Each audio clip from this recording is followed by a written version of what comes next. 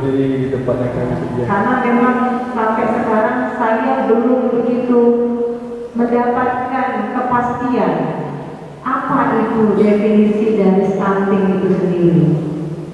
Apakah anak-anak yang lahir cacat, mohon maaf ya, tidak sempurna, lantas pada saat mereka diberikan asupan gizi, mereka mungkin tidak bisa menyerap dengan baik, itu juga dinamakan anak-anak yang stunting?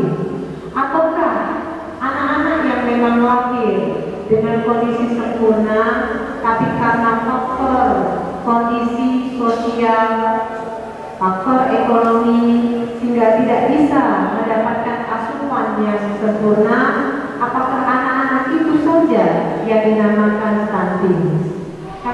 2, 3,